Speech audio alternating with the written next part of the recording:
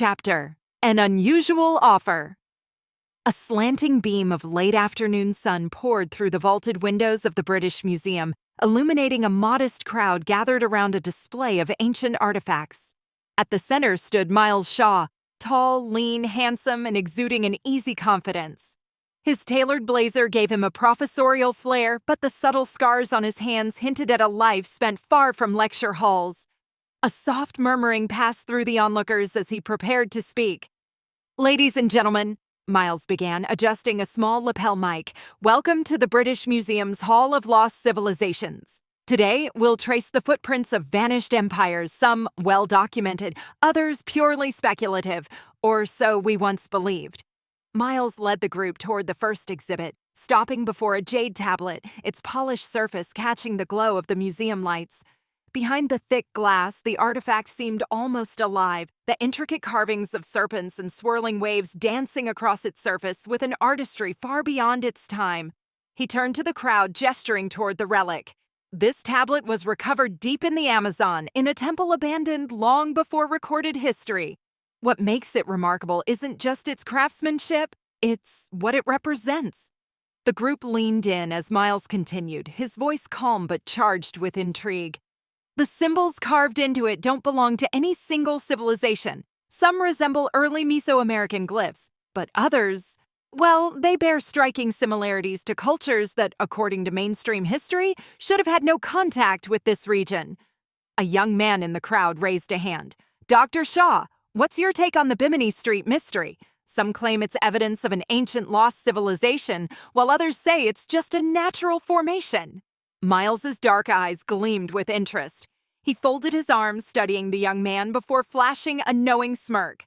"That's the million-dollar question, isn't it?" He gestured to an enlarged scan of the Bimini formations on the display screen beside him, highlighting the eerily precise rows of stone. "Look here, large rectangular slabs arranged in a near-linear pattern beneath the waters off Bimini. Some believe they're the remnants of an ancient road or structure, possibly tied to a lost civilization like Atlantis." He paused, letting the weight of the mystery settle over the audience. But here's the dilemma. Geologists argue that these formations could be natural, shaped by coastal erosion over thousands of years, and yet the alignment, the symmetry, the resemblance to other ancient pathways across the world, it's enough to make you wonder. Miles flashed a half smile. Coincidence? Or a forgotten chapter of history waiting to be uncovered? That's the beauty of exploration. We don't have all the answers yet. He let the silence stretch for a moment before adding, "Every artifact is a piece of a puzzle we're still assembling. An apparently Greek design on a Mayan pot could mean trade routes were more expansive than we ever imagined, or it could be a coincidence. My job is to sift facts from fancy." A poised Englishwoman lingered at the edge of the group, her gaze fixed on Miles Shaw. "Dr. Shaw," she said in a melodious accent, "I'm captivated by your lecture. May I ask about Sacsayhuaman in Peru? Some claim the stone walls fit so precisely that no known civilization could have built them. Talk of aliens arises. What's your view?" Miles inclined his head, meeting her curious eyes. Sacsayhuaman is indeed baffling.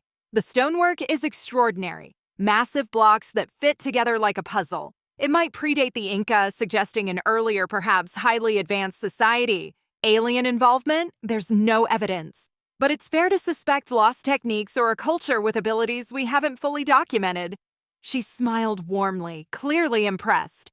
"So you believe a forgotten civilization could have existed?"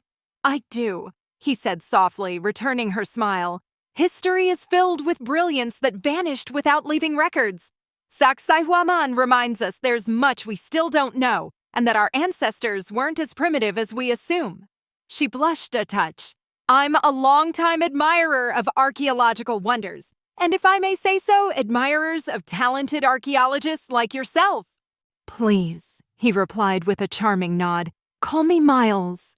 His smile broadened, and he inclined his head appreciatively. "If you'd like more details, I've written a few articles discussing Sacsayhuaman's architecture. You're welcome to them. Or," he added, a playful glint crossing his eyes, "we can simply continue this conversation over tea sometime." Her breath caught slightly, but she held his gaze. "I'd love that." With a polite dip of his head, Miles guided her toward the next exhibit, both of them content to delve deeper into the mysteries of ages past. Another visitor, an older gentleman wearing wire-rimmed glasses, lifted a well-worn hardcover from his tote bag. "Dr. Shaw," he began, "I'm a huge admirer of your work. In your latest book, Secrets Beyond the Sand, Unraveling the Pyramid Mysteries, you mentioned a hidden chamber in the pyramid of Queen Neridi that supposedly housed a kind of energy device. Could you elaborate on that? It's quite a radical claim." Miles' expression brightened, clearly recognizing the book's cover from a distance. He stepped a bit closer, hands relaxed at his sides. "Ah, yes, Secrets Beyond the Sand. That excavation took me by surprise. We discovered hints of a secondary passage off the Queen's chamber, something standard radar scans missed. Certain inscriptions referred to a Light of the Dynasty, which some scholars interpret as a symbolic relic or even a rudimentary power source." His voice lowered conspiratorially, drawing in the rest of the group's interest. "Now, I hesitate to use the term energy device because that implies modern technology, but we found traces of metallic wiring and unusually strong electromagnetic signatures in those walls. It's possible the ancients were experimenting with harnessing natural currents. Maybe for ceremonial illumination or something else entirely. The data is incomplete." He gave a slight shrug. "However, we can't rule it out. History has proven time and time again that our ancestors understood more about the natural world than we often give them credit for. So, while I don't claim to have definitive proof of a functional generator in the Queen's chamber, I do believe we've only scratched the surface of what that hidden space represents." He led them on to an imposing basalt statue with a faintly menacing visage. "Take this, for example, the so-called Oduduwa figure from West Africa. Some date it to the 12th century, others older. Notice the elongated ears and stylized robes? Certain legends link these to Askai people myth. Local oral traditions speak of visitors from beyond the known world." He gave a congenial shrug. "Fascinating, but unproven. That's the beauty of archaeology, bridging legend and evidence." The crowd exchanged excited whispers. As Miles continued detailing the statue's symbolic motifs, he noticed a tall man in an impeccably tailored suit standing at the back. The man's posture was poised, his gaze locked on Miles with more intensity than the average visitor. For a moment, Miles paused, curiosity piqued. Then he pressed on, determined not to lose momentum. They next stopped by a grand display dedicated to rumored lost civilizations, dense texts referencing Atlantis, Mu, Lemuria. Miles highlighted a tattered partial map and a series of cuneiform tablets that explorers once swore pointed to a submerged realm. "I spent years trying to corroborate these hints," he explained, "and nearly got myself drowned on 3 continents. But as many of you know, I did manage to retrieve a unique Atlantean-style tablet not too long ago with inscriptions that, if verified, could revolutionize what we know of ancient maritime cultures." A middle-aged woman in the front looked intrigued. "Is that the tablet you discovered in, well, they said you can't reveal the location?" A slight grin touched Miles's lips. "Yes, that one. I've given enough interviews about booby traps and bad weather to last a lifetime, so let's just say it was an adventure. But sometimes you find the unexpected and come out alive, and that's the real treasure." The crowd chuckled, appreciating his dry humor.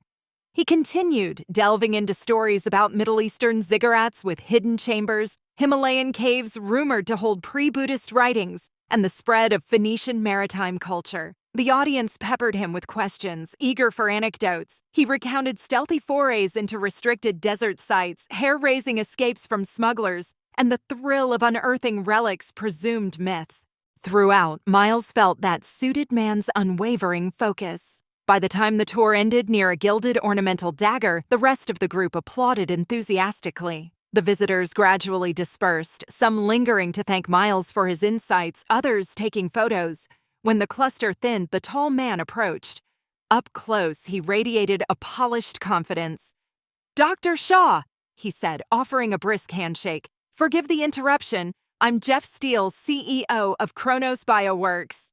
Miles's eyebrows rose. Jeff Steele, he echoed, surprised. I've read about your company's breakthroughs in biotech and advanced quantum engineering. Honestly, I'm impressed by everything from your synthetic organ developments to your molecular field expansions. A cool smile edged Jeff's lips. The very same. I've been following your work, especially your retrieval of that rumored tablet from an undisclosed location. He paused meaningfully. Your name crops up in some interesting circles. Miles felt a flicker of curiosity. He'd heard rumors of Kronos' technology being integrated into everything from medical devices to industrial machinery. I'm quite familiar with your breakthroughs, Mr. Steele. Artificial organs, advanced bionics. It's truly remarkable how every piece of cutting-edge tech out there seems to have your company's fingerprint on it. Jeff slipped a card into Miles's hand, a sleek piece of dark polymer emblazoned with the Kronos Bioworks logo. We have an interest in certain unconventional research projects. He hesitated, scanning the corridor to ensure no one was within earshot. Specifically, lost civilizations. My team has made some discoveries, and I'd like your expertise in verifying them. Miles turned the card over, impressed by its understated design. Lost civilizations, you say? He gestured politely. Shall we grab a seat? I can offer you some tea. I'm afraid we've only got the museum cafe for the moment, but it isn't half bad. Tea sounds perfect, Jeff replied, following Miles to a small, quiet corner where only a few visitors milled about. They found a pair of seats near a statue display. After Miles arranged 2 cups of Earl Grey, Jeff began. I'll be straight. Kronos is putting together an adventure team, if you will. We've stumbled on new leads connecting multiple ancient cultures, some we thought purely myth, linked by advanced knowledge. You, Dr. Shaw, with your remarkable success retrieving certain difficult artifacts would be invaluable. Miles took a careful sip of tea. Curious. Even with all your resources, you still want my help. He tapped the Kronos card thoughtfully. So, you'd want me as, what, an archaeological consultant? Jeff's lips curved in a near smile. Archaeologist, expedition leader, cultural liaison. Possibly all of the above. Let's just say I'm hoping your knack for puzzle solving will keep our team alive. We'd prefer not to rely solely on modern tech in places where, historically, modern tech tends to short-circuit and fail. So that's how it is. Miles set his cup down, eyes narrowed. And these discoveries, do they revolve around any particular legend? Jeff's gaze flicked over the museum's exhibits, as though assessing how much he should say in a public space. We'll share details aboard my yacht in Portsmouth's harbor tomorrow. A private setting, away from prying ears. He glanced at his watch. If you're game, Doc Shaw, I'll have a car pick you up at 9 a.m. Your personal yacht, no less. Miles teased, a faint smile ghosting his lips. You're certainly rolling out the red carpet, but let's not pretend I'm not fascinated. Jeff leaned in, dropping his voice. I've read about your near brushes with death, hidden traps, security forces, not to mention that rumored run-in with a mercenary group. You've got a knack for walking away with the relic. That's precisely the skill set my operation needs. Miles couldn't help a half laugh, recalling an especially tense retrieval he'd barely survived. I suppose so. I've had some close calls, but each mission led to a deeper understanding of ancient cultures. That alone is enough reward in my book. Jeff tapped a single finger on the table. We're offering more than a reward, Doctor. Shaw, Kronos holds unlimited resources. We can equip you with advanced gear, handle logistics, even smooth out the bureaucratic nightmares that plague these expeditions. Miles let out a thoughtful hum, finishing the last of his tea. You make it sound straightforward, but I have to ask, what does a biomedical behemoth want with lost civilizations? Let's just say history sometimes holds the key to future breakthroughs, and certain artifacts or the knowledge they guard might be the edge we need in a rapidly changing world. Jeff stood, adjusting his crisp suit jacket. You've already shown a penchant for unveiling what others deem myth. If we have you on our side, we can pull off the impossible, Miles offered. Jeff offered a calm smile. My yacht is moored offshore, well away from prying eyes. I can arrange a helicopter to pick you up tomorrow morning.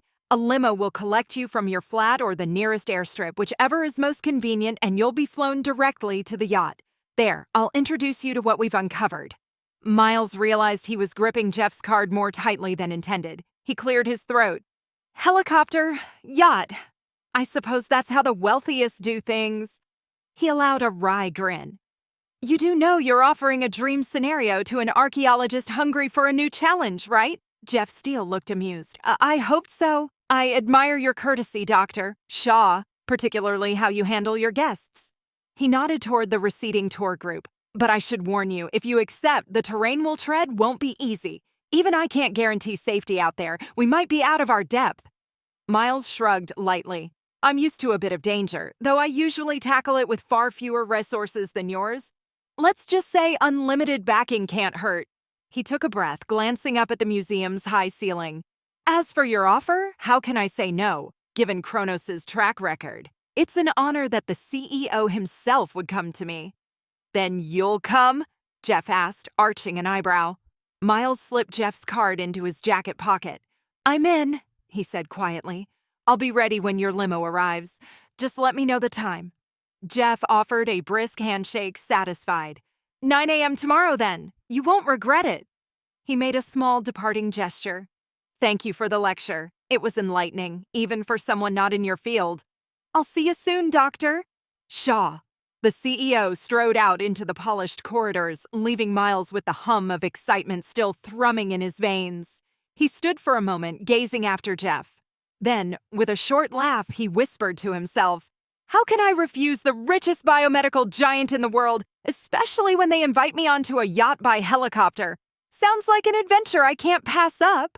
He glanced back at the glass cases of ancient pottery and figurines, feeling a renewed surge of anticipation.